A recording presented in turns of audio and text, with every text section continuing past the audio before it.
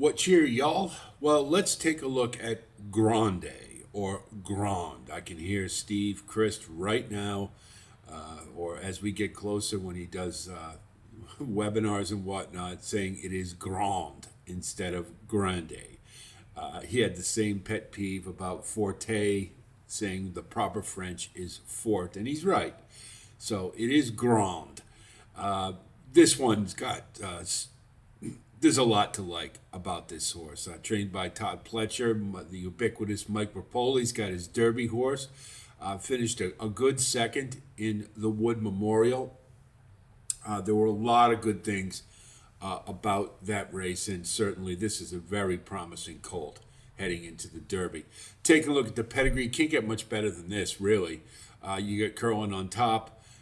The alpha male element as well. You look at that dosage profile and heavy on the classic and intermediate. And the highest genetic strength value score I've seen yet, 58.58. And again, just as a reminder, you can just use that in comparison to the other horses, but it's not necessarily as accurate a number as it was because they don't keep track of the chefs to race. So just to reinforce that. Looking down at the Damn Journey Home, she was a black type winner, and her mother was as well. You look at the conduit mare profile, and solid and professional, plenty of influence, and it's skewed heavily towards stamina, 11 to 17.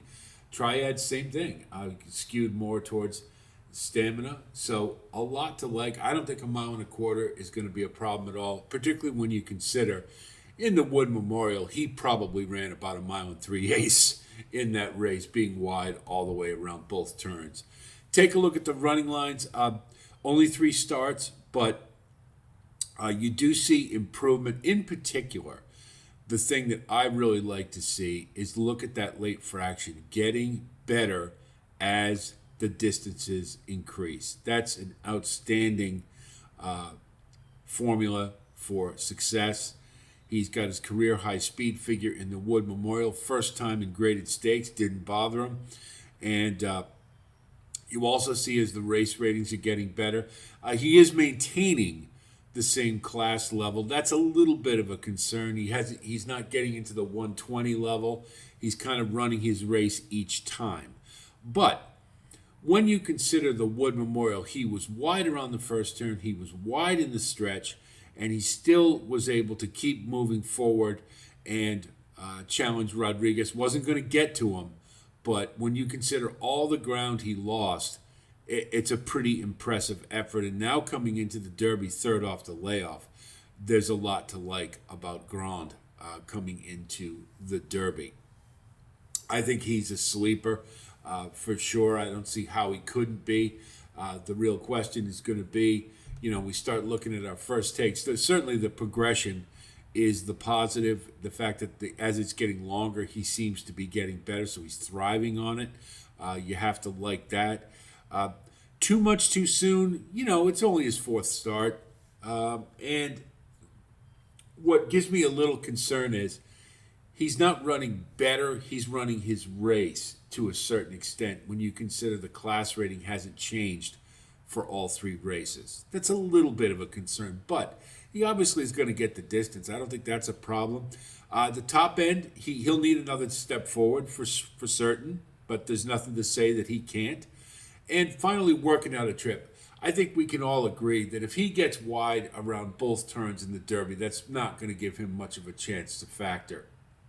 So he will need to probably be more to the inside, and then you've got to worry about, can he handle kickback? And we don't know that yet either, really, do we? Because, when you go wide around both turns, you're not getting a lot of dirt kicked in your face. And he is, again, he's not, his experience level is a little light. So that's a big concern as well. However, on the whole, I think you'd have to say that the Grande makes a lot of sense. Certainly for the exotics, if nothing else. And if he can take another step forward, stranger things have happened. He's got an outside chance at taking this one down. So I think Grande is a very dangerous horse going into the Derby. So that's Grande. We're going to have more contender profiles. We're almost done. We've got quite a few out there. Go take a look at those. We're going to take a look at the Japanese horses coming up, and our foreign entrants. We'll do the best we can with them. Not a lot of info to go on, but we'll try. And then we're going to see. I still don't think the field is completely finalized. They haven't said they're overly certain about running, and we know, unfortunately, Owen Almighty is going to run. Why, I don't know. So there's a couple more left, and maybe we're still hoping Baeza can somehow find his way in. But Neil Equos, his connections have said that he will run, and I think Render Judgment probably will as well. So we're going to save them for last just until we shake it out and find out who exactly are going to be our final entrants in the field. If you do like content like this, of course, please like and subscribe. And again, thanks to all of you who continue to grow our community. Keep the comments coming, loving that.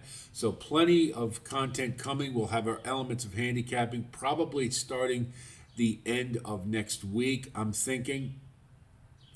And we're going to do that for the Oaks as well. And we'll try to have contender profiles, although that will be time permitting, and I'm not sure we'll be able to do that, but we're going to try in any event. So stay tuned to Reddit to Wire for a lot more content. That's it from here. I'll talk to you soon, and until then, be well.